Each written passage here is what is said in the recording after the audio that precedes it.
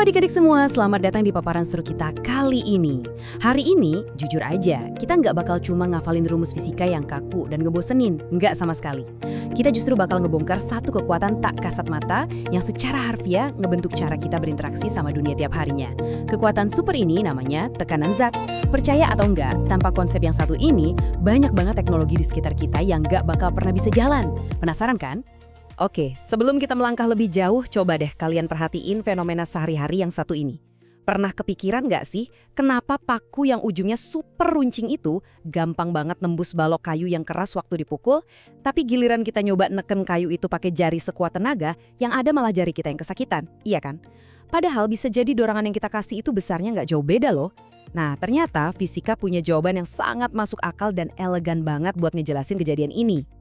Biar lebih gampang, ini dia daftar isi materi kita hari ini. Pertama, kita bahas konsep tekanan zat padat. Terus, kedua, kita coba menghitung tekanan terbesar dan terkecil. Ketiga, kita bongkar rahasia tekanan zat cair. Keempat, yang paling seru nih, hukum Pascal buat mengangkat mobil. Dan terakhir, kelima, kita lihat fenomena tekanan dalam kehidupan.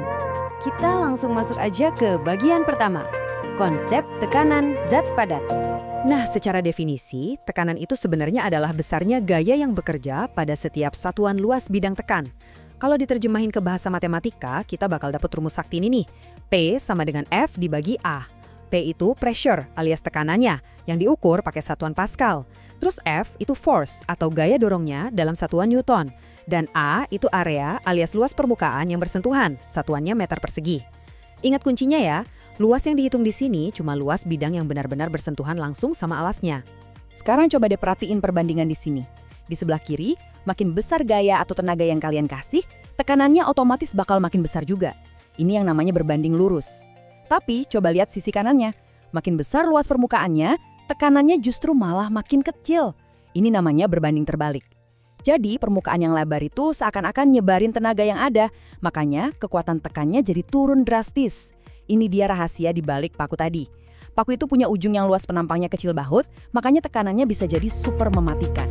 Lanjut ke bagian kedua, menghitung tekanan terbesar dan terkecil.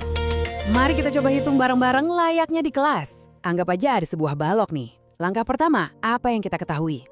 Gayanya atau F itu 200 Newton.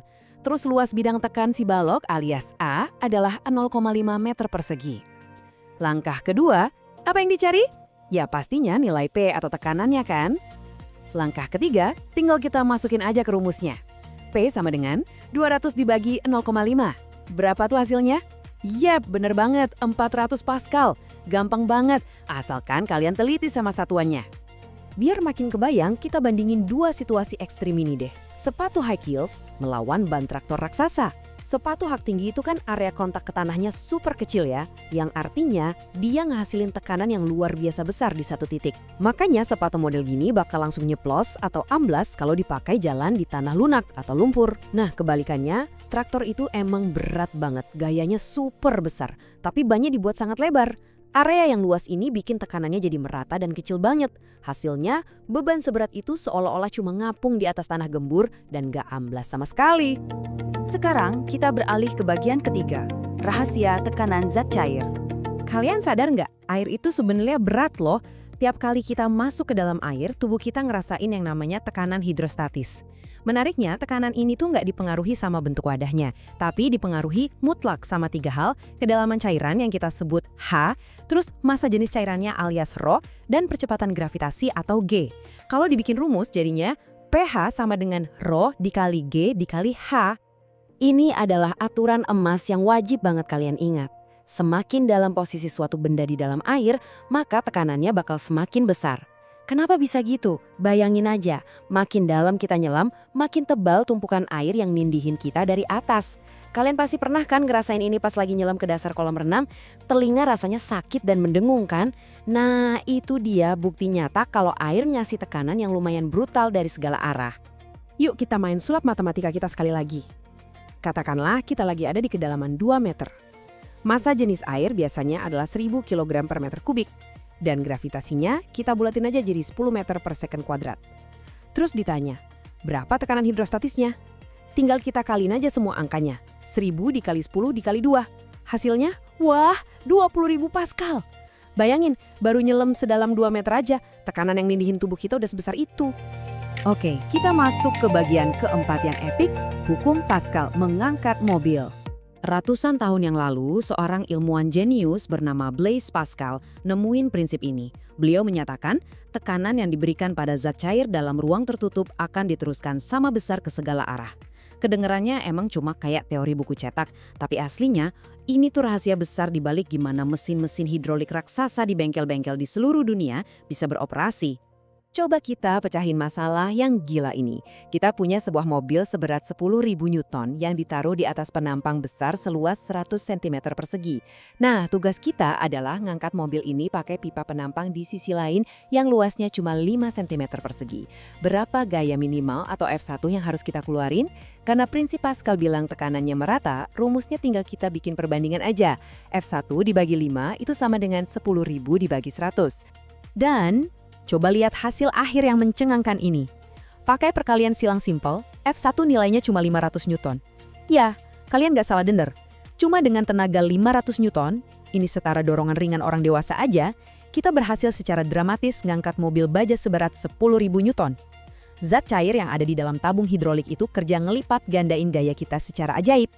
Terakhir, kita masuk ke bagian kelima, fenomena tekanan dalam kehidupan.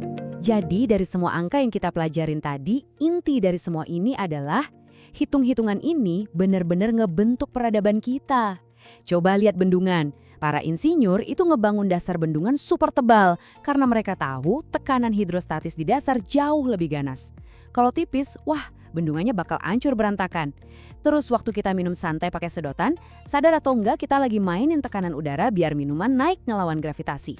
Dan yang paling spektakuler tuh kapal selam. Mesin raksasa ini ngegabungin konsep tekanan, hukum Pascal, dan gaya apung Archimedes sekaligus buat ngatur air di tangki pemberat.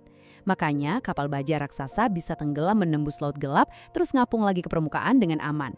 Nah, di sini ada rangkuman visual atau peta konsep lengkap tentang tekanan zat. Adik-adik bisa ngelihat dengan jelas gimana hubungan antara tekanan zat padat, zat cair, sampai aplikasinya ke hukum Pascal. Mendingan kalian screenshot aja layar ini sekarang. Percaya deh, ini bakal jadi jurus pamungkas yang ngebantu banget waktu kalian mau review materi sebelum ujian nanti. Oke, untuk nutup paparan kita kali ini, kakak punya satu pertanyaan buat memicu daya kritis kalian nih. Pikirin baik-baik ya. Kalau misalnya kalian lagi di air tapi belum jago berenang, alat bantu sederhana apa sih yang suka kalian pakai? Yang cara kerjanya secara jenius nerapin hukum Archimedes biar tubuh kalian bisa tetap ngapung dan gak tenggelam. Udah kebayang? Coba langsung tulis nama alatnya sama analisis singkat kalian di kolom komentar ya. Teruslah ngamatin dunia di sekitar kalian pakai kacamata sains. Sampai jumpa di paparan berikutnya.